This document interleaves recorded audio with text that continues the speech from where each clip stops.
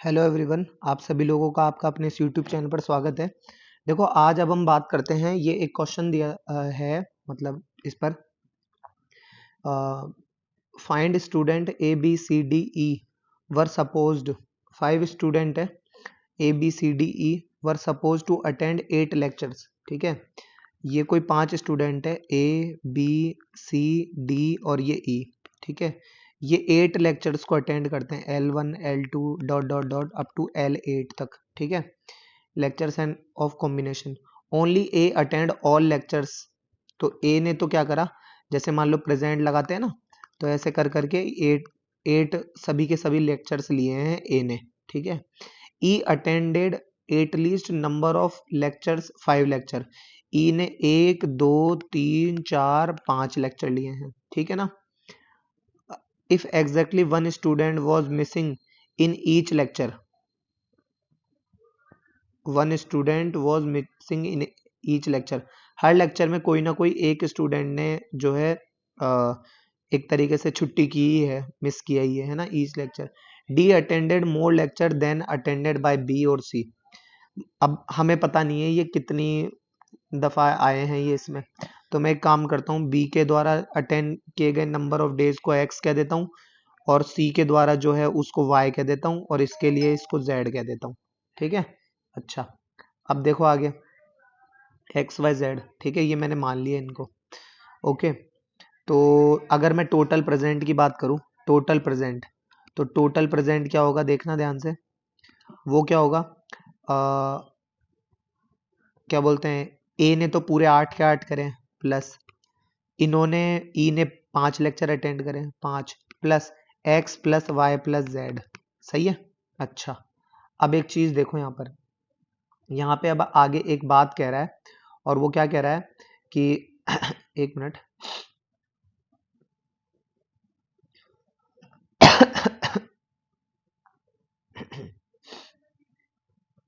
अब अगर हम यहाँ बात करें, तो ये कह रहा है कि टोटल प्रेजेंट ये हो गया। ठीक है, अब ये कह रहा है if exactly 1 student was missing in each lecture, D attended more lecture than attended by B और सी। अब एक बार के लिए हमने डी वाले के द्वारा अटेंड किए गए नंबर ऑफ लेक्चर्स को क्या माना है हमने, जेड। तो वो बी और सी से ज्यादा अटेंड किया उसने लेक्चर, यानी एक्स से ज्यादा, और जेड जो है वो वाई से भी ज्यादा है। ठीक है ना, अच्छा। Then find the number of lectures attended by B, attended by B. अच्छा, एक बात बताओ, इसी बात को, ये जो टोटल प्रेजेंट है ना, इसी बात को मैं ऐसे भी तो लिख सकता हूँ कि इस बात को, ये जो टोटल प्रेजेंट लिखा है मैंने, इस बात को मैं ऐसे भी तो लिख सकता हूँ कि है ना, अ, क्या बोलते हैं भाई, एक्स वाई जेड, ये इन्होंने कम से कम एक छुट्टी तो की ही की है ना। तो 8 लेक्चर्स अटेंड किए गए हैं 4 स्टूडेंट्स के द्वारा, 4 स्टूडेंट्स के द्वारा।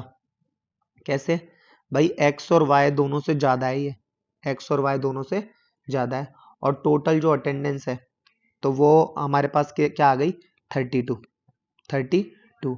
ये जो क्या बोलते हैं हमारा, मतलब ये 4 कहाँ से आया, ये 4 आया है, कम से कम इनमें से जो सबसे ज्यादा एक नालायक ऐसा है जिसने कोई भी लेक्चर हमारा एक तरीके से नहीं लिया, तो ये 4 के द्वारा आ गया ये। ठीक है, अच्छा। अब एक चीज देखो, तो इन ये दोनों आपस में एक दूसरे के इक्वेट कर दें हम, तो देखो 8 और 5 13 plus x plus y plus z, plus x plus y plus z is equal to 32। तो इसका मतलब क्या हो गया, x plus y plus z equal to कितना आ गया, 32 में से 13 गए तो 10 गए थे 22, और 3 गए तो 19। ठीक है, अच्छा। अब एक बात सोचो, क्या, कि ये वो तीनों ने मिलाकर जो है ना वो 19 लेक्चर, मतलब तीनों के द्वारा अटेंड किए गए जो लेक्चर्स है ना उनकी संख्या है, उनका सम है 19, उनका सम क्या है, 19। और z जो है ना, z वो x और y दोनों से ज्यादा है, x और y दोनों से ज्यादा है। तो अब अगर ये तीनों ने है ना जो 6 लेक्चर लिए, तो एक बच जाएगा, 19 हो नहीं पाएगा। तो x और y जो है ना वो जेड से दोनों छोटे हैं, तो एक्स और वाई, तो एक ओनली पॉसिबल सिचुएशन जो है वो यही है कि इसने भी 6 लिए हैं, इसने भी 6 लिए हैं और जेड ने 7 लिए हैं, तभी ये 19 आ पाएगा। तो यानी x y z, x y मतलब एक्स और वाई की तो वैल्यू कितनी आ गई 6 और 6, और जेड की वैल्यू कितनी आ गई हमारे पास 7, जेड की वैल्यू कितनी आ गई 7। अब एक्स वाई जेड कौन कौन थे ये वो देखो, देखो बी के द्वारा था जो नंबर ऑफ लेक्चर्स वो एक्स था, तो वो ले लिया 6, ये अभी आ गया 6, और जेड जो डी के द्वारा है वो कितना आ गया 7। और ये पूछ क्या रहा है, find the number of lectures attended by B, तो बी के द्वारा अटेंड किए गए नंबर ऑफ लेक्चर्स कितने हो गए 6, ये आंसर होगा। ठीक है ना, क्लियर। अच्छा, तो आप, अगर आपको ये इस चीज में डाउट हो कि ये 4 कहाँ से आया है ना, तो उसका यही है कि देखो ये ए ने तो चारों के चारों 8 ऐसे कैसे ले लिए, ठीक है ना। तो टोटल नंबर ऑफ प्रेजेंट की बात कर रहा हूं मैं, तो इसके तो 8 फिक्स है ही से है, बचे बी सी डी ई, ये 4 है, तो इनके द्वारा ये 4 स्टूडेंट्स है, इनके द्वारा 8 लेक्चर्स लिए जाएंगे तो जाके 32 होएगा, क्योंकि इसके तो 8 के 8 लेक्चर्स में तो प्रेजेंट था, ठीक है ना, इसलिए यहाँ पे ऐसे आया। ठीक है, अब आगे देखो, आगे कह रहा है देयर आर 4 स्ट्रेट लाइंस, एक मिनट, 4 स्ट्रेट लाइन वाला क्वेश्चन अगर करना है उससे पहले आपको एक बार ये वाला क्वेश्चन देखो, इससे पहले आपके लिए ये क्वेश्चन सही रहेगा। Let tn be the tn be the number of all possible triangle formed by joining vertices of an n sided regular polygon। देखो n साइडेड रेगुलर पॉलीगन होता है ना, उसमें से जब भी ट्राइंगल बनाया जाता है तो उसका तो NC3 देखा था हमने, ठीक है ना। ट्राइंगल के लिए एन साइडेड रेगुलर पॉलीगन के सभी ट्राइंगल में जितने भी ट्राइंगल बनते हैं उसके जो कॉम्बिनेशन होते हैं वो NC3 होते हैं, और उसको ये TN से शो कर रहा है, TN से। तो हमें निकालना है if TN plus 1 minus TN equal to 10 then the number of n is, ठीक है। तो इसी प्रकार ये दे रखा है, तो TN प्लस 1 को हम क्या लिख सकते हैं, n plus 1 C3 minus this equal to क्या हो जाएगा 10 दे रखा है, इसको सॉल्व कर लो आप, n बराबर जो है वो आपका 5 आ जाएगा जब आप इसको सॉल्व करने लगोगे तो, ठीक है, सॉल्व कर लेना इसको, यही आपका आंसर होगा। ठीक है, अब उसके बाद एक चीज है जो आपको थोड़ा सा समझना पड़ेगा यहाँ पर, वो क्या है, देखो दो लाइन आपस में इंटरसेक्ट करती है तो मैक्सिमम नंबर ऑफ इंटरसेक्शन, दो लाइन होती है तो वो आपस में मैक्सिमम नंबर ऑफ इंटरसेक्शन वो एक पॉइंट पर ही इंटरसेक्शन कर सकती है, ठीक है। अगर दो सर्कल है तो वो अपने आप को मैक्सिमम 2 पॉइंट पर इंटरसेक्ट कर सकते हैं, ठीक है, 2 पॉइंट पर, ठीक है। कुछ चीजें हैं वो एक बार देख लो, तो फिर उस पर बेस्ड क्वेश्चन आएगा। अब ये एक सर्कल है, उसको अगर एक लाइन है तो वो मैक्सिमम 2 पॉइंट पर ही इंटरसेक्ट कर सकती है, ठीक है ना। और अगर एक पैराबोला है, उसको अगर एक और पैराबोला है तो वो उसको मैक्सिमम कितनी जगह पर इंटरसेक्ट कर सकता है। देखो अगर ऐसे हो तो ये एक और एक दो, दिस इज रॉन्ग, मैं कह रहा हूं मैक्सिमम, तो मैक्सिमम के लिए तो ये, तो 1 2 3 और ये 4, तो 4 पॉइंट्स पर इंटरसेक्ट कर सकता है, करता है मतलब, ठीक है। एक पैराबोला को एक लाइन जो है वो मैक्सिमम 2 पॉइंट्स पर इंटरसेक्ट करती है, ठीक है ना।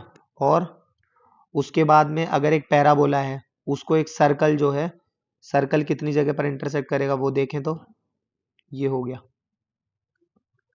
ये पैराबोला को 1 2 3 और ये 4, तो ये 4 पॉइंट्स पर इंटरसेक्ट करता है, ठीक है ना, क्लियर। अच्छा, तो अब ये चीज, अब हम करते हैं इस क्वेश्चन को, देखो ये क्वेश्चन क्या है, कह रहा है there are 4 straight lines, 4 straight line है, तो स्ट्रेट लाइन जो है वो हमारे पास कितनी है 4, सर्कल कितने हैं हमारे पास 3, और पैराबोला कितना है हमारे पास, पैराबोला जो है वो है हमारे पास 2, ठीक है ना। अब मैक्सिमम पॉइंट ऑफ इंटरसेक्शन की बात करते हैं, मैक्सिमम पॉइंट ऑफ इंटरसेक्शन की, ठीक है ना। तो देखो अगर मैं वो किस किस प्रकार से इंटरसेक्शन हो सकता है, या तो लाइन लाइन का हो सकता है, या फिर लाइन सर्कल का हो सकता है, लाइन पैराबोला का हो सकता है। लाइन का हो गया इसके साथ, अब सर्कल का पैराबोला के साथ हो सकता है ना। उससे पहले सर्कल का खुद से सर्कल से हो सकता है, सर्कल का पैराबोला के साथ हो सकता है, सर्कल का लाइन से नहीं लेंगे क्योंकि वो हो चुका है इधर। फिर क्या बचा, एक बचा पैराबोला का पैराबोला के साथ। ठीक है, अब लाइन का लाइन से कैसे इंटरसेक्शन होगा, देखो इसके चांसेस होंगे 4C2, क्योंकि आ, दो लाइन ही आपस में, मिनिमम दो लाइन ही है जो आपस में मैक्सिमम पॉइंट ऑफ इंटरसेक्शन कितनी देती है, एक। तो ये जोड़ दो इसमें प्लस। अब लाइन और सर्कल का, तो लाइन, एक लाइन और एक सर्कल, एक लाइन और एक सर्कल, लाइन कितनी है 4, उसमें से एक लाइन ले ली, सर्कल कितने हैं 3, उसमें से एक सर्कल ले लिया। इससे हमें पॉइंट ऑफ इंटरसेक्शन कितने मिलेंगे 2, प्लस लाइन और पैराबोला, तो लाइन कितनी है 4, उसमें से एक लाइन ले ली, पैराबोला 2, तो 2 में से एक पैराबोला ले लिया, ये ले लिया, इससे कितनी मिलेगी हमें 2, तो ये multiply by 2, plus circle circle, circle में से 3 सर्कल में से 2 सर्कल ले लिए, इससे कितने मिलेंगे आपस में 2, प्लस सर्कल और पैराबोला, तो सर्कल कितने हैं 3 सर्कल है, उनमें से एक ले लिया, पैराबोला कितने हैं 2, 2, 2 पैराबोला में से एक ले लिया, ये तो 4 जगह पर करता है पता है आपको, पैराबोला का पैराबोला के साथ, तो 2 पैराबोला में से दोनों पैराबोला मैंने ले लिया, और इससे मुझे पॉइंट ऑफ इंटरसेक्शन मिलेंगे 4। इसको सॉल्व करना आप जानते हो बखूबी, राइट। इसको जोड़ देना है इसके अंदर, इसके अंदर जोड़ देना है, तो ये जो आपका आएगा यही आपका आंसर होगा। ठीक है, क्लियर। तो कर लेना इसको सॉल्व। आगे देखो, ये है काउंटिंग नंबर ऑफ रीजन्स। अब ये नंबर ऑफ रीजन का भी अच्छा कॉन्सेप्ट है। देखो इधर, अगर मैं नंबर ऑफ लाइन की अगर बात करूं, देखो नंबर ऑफ लाइन, इस क्वेश्चन को तो अभी रुक के देख लेना, ये तो एग्जाम्पल है। ठीक है, तो देखो कि ये कह रहा है कि show that n line out of which no two are parallel, which no two are parallel and no two are concurrent, यानी वो दोनों लाइनें ना तो एक दूसरे के पैरेलल है, ना ही एक दूसरे के कॉन्करेंट है। कॉन्करेंट मतलब इसी के ऊपर ये है ना, divide whole plane in this. तो देखो, तो इसके लिए कुछ तरीके हैं, और वो क्या है, देखो जैसे मान लो अगर इसे आप एक प्लेन मानो, इसे, ये कागज का टुकड़ा है, इस पे अगर आप एक लाइन ड्रॉ करते हो तो ये इस पूरे प्लेन को कितने पार्ट में डिवाइड करता है, 2 में। ठीक है, अब अगर इसी प्लेन को, है ना, इसी प्लेन को अब अगर आप, है ना, जो ये करा आपने, अब कितने पार्ट में डिवाइड कर दिया, 4 में। तो देखो मैं यहाँ पे नंबर ऑफ लाइन लिख रहा हूँ, यहाँ पे नंबर ऑफ प्लेन लिख रहा हूँ, या फिर रीजन लिख देता हूँ, रीजन। ठीक है, तो नंबर ऑफ लाइन जब एक थी तो वो इसे 2 में कर रहा था, 2 थी तो वो इसे 4 में कर रहा था। अब एक, जो बच्चे यहाँ आते ही ये सोचते हैं ना कि अरे यार 1 का 2, 2 का 4, तो 3 की जगह तो अब 3 का 2 गुना, यानी यहाँ पे 6 आना चाहिए, लेकिन ऐसा नहीं होगा, ऐसा नहीं होगा। उसका रीजन देखो, इसको थोड़ा सा बड़े लेवल पे बताता हूँ। जैसे मान लो ये प्लेन था, तो आपने पहले एक लाइन ड्रॉ करी, फिर दूसरी लाइन ड्रॉ करी, तीसरी देखो अब अगर इधर कर दोगे ना तो वो तो काम नहीं बन पाएगा, क्योंकि मुझे maximum number of plain region चाहिए। तो मैं एक काम करता हूँ, मैक्सिमम नंबर ऑफ रीजन के लिए यहाँ ड्रॉ कर देता हूँ। अब एक बार इसके नंबर ऑफ रीजन को एक बार काउंट करो, देखो 1 2 3 4 5 और ये 6, और एक ये यहाँ पे रहा 7, कितने रहे 7, तो यहाँ लिख दो 7। 4 के लिए क्या करें, तो एक और लाइन ड्रॉ कर दो, एक और लाइन ड्रॉ कर दो, तो वो तो ये लो। ठीक है, अब एक ये मिल गया और एक ये और मिल गया, ठीक है, और एक ये मिल गया, सही है। तो 7 और 3 10, और कौन सा रहा, एक ये खुद मिल गया 11, तो यहाँ पे कितने आ गए 11। ऐसे करते करते करते करते अगर n टाइम्स करेंगे ना तो ये फॉर्मूला निकल कर आएगा n² प्लस n प्लस 2/2। अब ये कैसे निकल कर आया, वो तो उसके लिए तो देखो आपको सीक्वेंस एंड सीरीज में पढ़ाऊंगा तो आपको पता पड़ेगा, सीक्वेंस एंड सीरीज। ठीक है ना, बाकी ये जो है n² प्लस n प्लस 2/2, ये तो आपको है ना, जो क्या बोलते हैं मतलब ये तो सीक्वेंस एंड सीरीज में आएगा, लेकिन हाँ ये है कि ये एक ऐसा फॉर्मूला है जिसमें अगर आप एन की वैल्यू रखते हो, जैसे एन बराबर 1 था तो 1 रखो, एक और एक 2 और 2 4 का आधा 2, तो देखो आ गया। नंबर ऑफ लाइन आप या रखो, नंबर ऑफ रीजन आपको पता पड़ जाएंगे। 2 रखो, 2 दूना 4 और 2 6 और 2 8, 8 का आधा 4। 3 रखो, 3 तिया 9 और 3 12, 12 और 2 14 का आधा 7। 4 रखो, 4 चौक 16 और 4 20 और 2 22 का आधा 11। तो ये इसको सेटिस्फाई कर रहा है, दैट्स वाई ये फॉर्मूला अपनी जगह सही है। ठीक है ना, ये क्लियर। तो आई होप आपको समझ में आया होगा। ये आज की क्लास भी बहुत लेट हो गई है, बाकी कोशिश करते हैं नेक्स्ट लेक्चर में फिर हम लोग बात करेंगे problems based on set theory. ठीक है, थैंक यू।